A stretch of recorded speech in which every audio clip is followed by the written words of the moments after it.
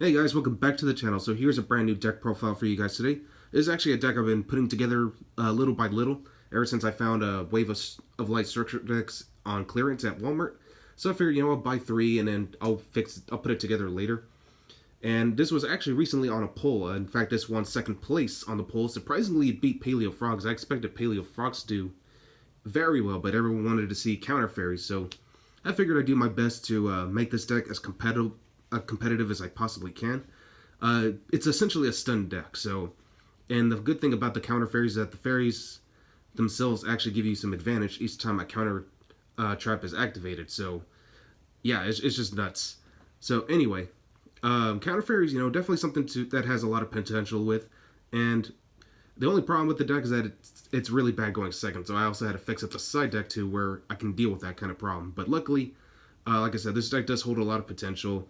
I would definitely recommend trying this out at not a regional, but at a locals, just to see how you guys like it, and I'll just leave it up to you guys on making improvements. All right, so starting off with the main deck, it's 40 cards. I'm just gonna go and start off with the boss monster. Two copies of Sacred Arc Aranite Parshath. Real easy to bring out, especially with one of the counter traps in the deck. So, and whenever you activate a counter trap, or if you negate the activation of a spell or trap or monster effect, you can banish two fairy monsters from your hand, field, or grave to special summon this card from your grave. But sometimes you don't do it that way. Sometimes you bring it out from a specific trap, which we'll get to momentarily. But generally, when he attacks a monster in defense mode, he inflicts piercing damage. And if this card inflicts battle damage to your opponent, you can add one Parshath card or counter trap from your deck to your hand. So any Parshath card or any counter trap you want. So like it can even search out all your Solemn cards, which is nuts. Next, three copies of Bountiful Artemis. This card is key to your strategy. Anytime a counter trap is activated, the second it resolves, you get to draw one card. And the fact that it's not once per turn, it doesn't even technically chain. So generally, it's a trigger effect. So it's really nice. And the fact that if you have multiples out, you can keep drawing cards each time you activate a counter trap. And luckily, there are ways you can cycle your counter traps, which we'll get to momentarily. Next up, three Guardian Ariande, or Ariane, I don't know how to pronounce it properly, but you generally use it for its pendulum effect. You do not have to pay life points or discard cards. And essentially, anytime you activate a counter trap, you do not have to pay any form of cost, which is amazing for this deck. And you definitely need to try to get access to this card as quickly as you possibly can. So try to dig it out and start to see if you can get access to it. That way, you keep yourself at a higher rate, basically at a higher winning point. Because if your opponent can't really deal with your counter traps without you having to pay any form of cost, it becomes tricky. Now, its monster effect is that if it's destroyed by battle or card effect, so even if you pop it on the pendulum scale, it will still register as being destroyed by a card effect. You can reveal three counter traps from your deck. Your opponent chooses one for you to add to your hand. The rest get back to the deck. So it's basically Pantheism of the Monarchs, essentially. And that also is not a once per turn effect, too. So if you happen to have two of these and both get popped, they'll trigger individually. Next, two copies of Minerva. So each time a counter trap is activated, this card gains 500 attack points. So it's essentially a boss monster in itself, and the fact that it keeps gaining 500 attack points is just really good. And also another good thing about this card is that if Sanctuary of the Sky is on the field, you can add one counter trap of a different name from your graveyard back to your hand. So she's basically your recursion. And again, that part only works if Sanctuary in the Sky is on the field. But luckily, we do have multiple ways to getting access to that card anyway, so it really won't matter. Next, two Power Angel Valkyria. Anytime you negate an activation of a spell, trap, or monster effect, you can add one light fairy monster from your deck to your hand. So it's really nice the fact that she can search out all your fairy monsters, including Guiding Ariande. So that's pretty nice. I'm only playing one copy of Miltiel, just to gain life point advantage. Again, only if Sanctuary in the Sky is on the field. You also play one copy of Zeraidias. This is really nice too, because you can discard him to search out Sanctuary in the Sky. And that's also a nice thing. And as a little tech option I'm running is one copy of Barrier Statue of the Heavens. Just lock out your opponent from special summoning monsters except light monsters, because we're in a format where it's mostly dark monsters, so lights can be a little tricky. Now, of course, Thunder Dragons could potentially deal with this, but again, depending on how well they can play around it and how well you can keep stunning them will determine whether or not Barrier Statue, they'll be able to get around Barrier Statue at all. For my only hand trap, I'm running 3 Honest, because the only problem with this deck is that since the fairy monsters themselves don't really have a lot of attack strength, they can't really beat over a lot of monsters. So Honest is just a good way to give them that power boost they might need just to win a battle, you know? Alright, so that's it for the monsters. Now we're moving on to spells. I'm not running too many of them, but they're still needed for this strategy. So starting off with 3 copies of the Sanctum of Parshath. So this card counts as Sanctuary in Discard while it's on the field. But as long as it's on the field, fairy monsters you control gain 300 attack and defense points. And the nice thing about this card is that set spells and traps cannot be targeted or destroyed by your card effects. And once per turn, you can target a total of 3 fairy monsters and or counter traps with different names in your graveyard. Place them on the top of your deck in any given order. So, like, it's another good way for recursion. Now, for this card, it was either going to be this or Card of Demise, but out of the two, I felt like this one just had the better results and had less contradiction of my strategy.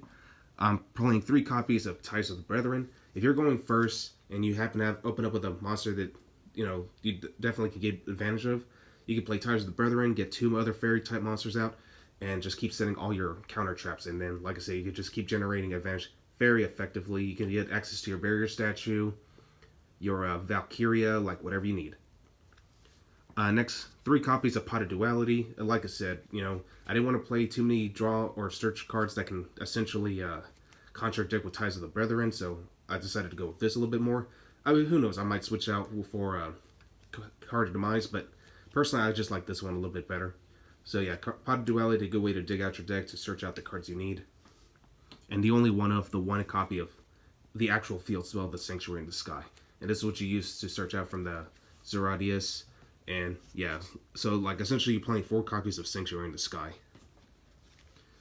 And also battle damage involving fairy monsters while this card is out becomes 0. So it's a good way just to keep, you know, just to keep yourself from gaining any like severe damage from your opponent's monsters. Alright, so now we're moving on to traps. So for traps, I'm running the Solemn Brigade, 3 Judgment, only 2 Strike, I'm sorry, just because, you know, I didn't feel like 3 was needed.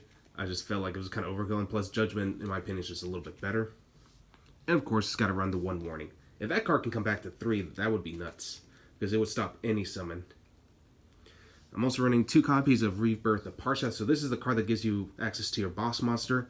Whenever a spell, trap, or monster effect is activated, you can reveal 1 counter trap in your hand, discard 1 card, pay 1,000 life points, and negate the activation, and if you do, shuffle that card back into the deck.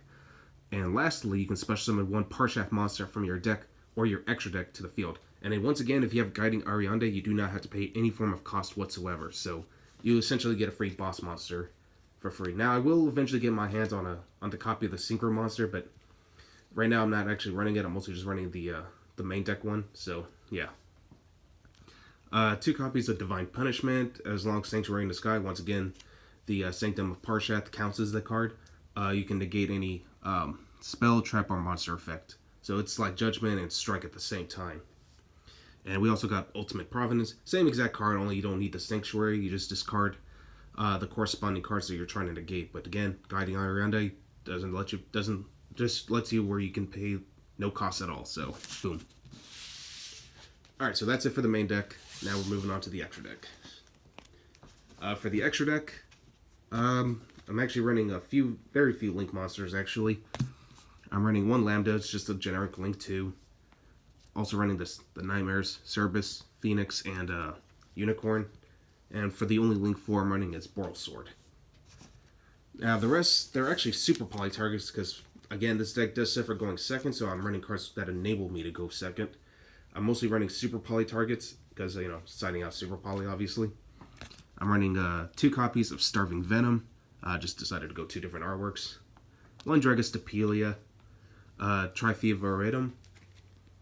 I'm also running Mud Dragon, which is actually pretty good against what they're called, the Guru Control build. So like if they happen to summon 2 different Subterra monsters, you can just super poly them since they're both Earth and different different types. So yeah, it gets nuts with that deck. For Pendulums, I actually decided to try running this card.